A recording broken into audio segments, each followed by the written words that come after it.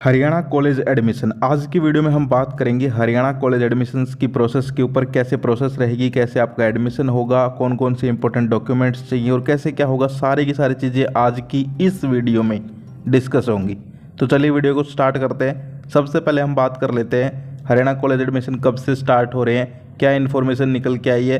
तो यहाँ पर एक न्यूज़ निकल के आई थी अभी थोड़े दिन पहले, मैं आपको वो न्यूज़ दिखाता हूँ पहले, फिर हम आगे बात करते हैं। तो यहाँ पर आप देख सकते हैं कॉलेजों में मई माह के अंत में दाखिले शुरू करने की तैयारी।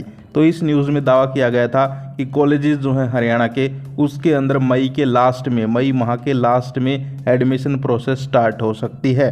क्योंकि यहाँ पर बताया गया था कि हरियाणा बोर्ड 12वीं का जो रिजल्ट है वो जल्दी आ गया और अब आपको पता है सभी का रिजल्ट आ चुका है। तो इसीलिए जो है हरियाणा कॉलेज एडमिशन जो है उसका कहीं ना कहीं बिगल बच चुका है। और यहाँ पर डीएचई जो है, डीएचई आपको मैंने बता रखा है, यही वो संस्था है, यही वो डिपार्टमेंट है जो कि आपकी कॉलेज एडमिशन्स करवाता है। DHE, department of higher education Haryana. तो ये जो है अब यहाँ पर अपनी कॉलेज एडमिशन की प्रोसेस को स्टार्ट करने वाला है। मई माह के लास्ट में या फिर जून के फर्स्ट वीक में जो है यहाँ पर आपके फॉर्म्स निकल सकते हैं। इसके ऊपर जो है और जानकारी इकट्ठी करके मैं एक वीडियो बना दूंगा, लेकिन आज की वीडियो में हम प्रोसेस समझते हैं और इम्पोर्टेंट डॉक्यूमेंट्स देखते हैं। तो प्रोसेस क्या है, सबसे पहले आपके फॉर्म निकलेंगे, चाहे वो मई के लास्ट में निकलो या फिर जून के फर्स्ट वीक में निकलो। उसके बाद जो है आपको फॉर्म भरने हैं। फॉर्म भरने के बाद आपकी मेरिट लिस्ट लगेगी। मेरिट लिस्ट आपकी परसेंटेज के अकॉर्डिंग लगेगी। जैसे कि जिनकी परसेंटेज 95 से प्लस है उनका फर्स्ट लिस्ट में नाम आ जाएगा। जिनकी मेरिट लिस्ट 90 से 95 के बीच में है, जैसे कि 92, 93, 94, 91, उनका सेकंड लिस्ट में नाम आ जाएगा। ऐसे ही थर्ड लिस्ट लगेगी और फोर्थ लिस्ट लगेगी। लगभग यहाँ पर जो है 4 लिस्ट लगती हैं। उसके बाद आपके कॉलेज एडमिशन्स बंद हो जाते हैं। उसके बाद एक ओपन काउंसलिंग होती है। जिनका लिस्ट में नाम नहीं आता लास्ट में, उनका ओपन काउंसलिंग के थ्रू एडमिशन होता है। तो सारी की सारी प्रोसेस मैं आपको समझाऊंगा धीरे धीरे, अलग अलग वीडियोज़ मिलेंगी। अगर आपको कॉलेज में एडमिशन लेना है, अगर आपका टारगेट है हरियाणा के किसी भी कॉलेज में एडमिशन लेना, तो इस चैनल को सब्सक्राइब कर लो, सारी की सारी अपडेट्स मिलने वाली है। तो हम बात कर रहे थे कि मेरिट लिस्ट लगेगी। उसके बाद जो है अगर आपका नाम आ जाता है तो फिर आपको उस पर्टिकुलर कॉलेज में जाके अपना डॉक्यूमेंट वेरिफिकेशन करवाना है, अपना एडमिशन डन करवाना है। तो वो सारे की सारे प्रोसेस के ऊपर अलग अलग वीडियोज़ आएंगी। अब हम बात कर लेते हैं इंपॉर्टेंट डॉक्यूमेंट्स के ऊपर। इंपॉर्टेंट डॉक्यूमेंट्स के अंदर यहाँ पर जो डॉक्यूमेंट्स आते हैं उनकी लिस्ट आपको स्क्रीन पे भी दिखाई दे रही है और मैं भी बता देता हूँ। देखिए, सबसे पहले कुछ एक डॉक्यूमेंट्स हैं जो कि आपको बने बनाए मिलते हैं, कुछ एक आपको बनवाने पड़ते हैं, समझ गए।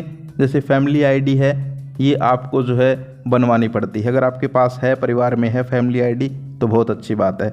आधार कार्ड सबका बन गया होगा, ये भी एक इम्पोर्टेंट डॉक्यूमेंट है। डोमिसाइल, ये एक नई चीज़ है जो कि एडमिशन लेते हैं उनके लिए।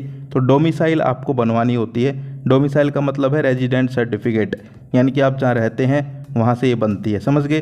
तो डोमिसाइल आपको ज़रूर बनवानी है, इसके बिना एडमिशन नहीं होंगे। अब ये बनेगी कहाँ पर, इसके ऊपर मैं अलग अलग वीडियो लेके आऊँगा अगर तुम कहोगे तो, कि भाई कौन कौन सा डॉक्यूमेंट कैसे आपको क्या करवाना है, कहाँ से बनवाना है। इसके बाद साइन और फोटो, तो ये तो नॉर्मल है। इसके बाद 10th और 12th की सर्टिफिकेट, तो 10th की तो आपके पास होगी ही, 12th की सर्टिफिकेट की हम बात करें तो वो आपकी बोर्ड से आ जाएगी। इसके अलावा कास्ट सर्टिफिकेट चाहिए, ये जो है जर्नल को नहीं चाहिए, और जो कैटेगरीज हैं और जो कास्ट के स्टूडेंट्स हैं उनको चाहिए। इसके अलावा gap year certificate, gap year certificate का मतलब क्या होता है समझिए ध्यान से। जैसे अभी आपका 12th क्लास का रिजल्ट आया है और आप कॉलेज एडमिशन लोगे, लेकिन कुछ एक ऐसे स्टूडेंट है जिनका पिछले साल 12th का रिजल्ट आया था, पिछले साल वो एडमिशन नहीं ले पाए, लेकिन अब वो आगे कॉलेज करना चाहते हैं। या फिर कुछ ऐसे स्टूडेंट हैं जो उससे भी पीछे कभी एडमिशन जो है नहीं ले पाए, लेकिन अब कॉलेज में पढ़ना चाहते हैं। तो उनके लिए होता है गैप ईयर। गैप मतलब बीच में गैप दे दिया उन्होंने।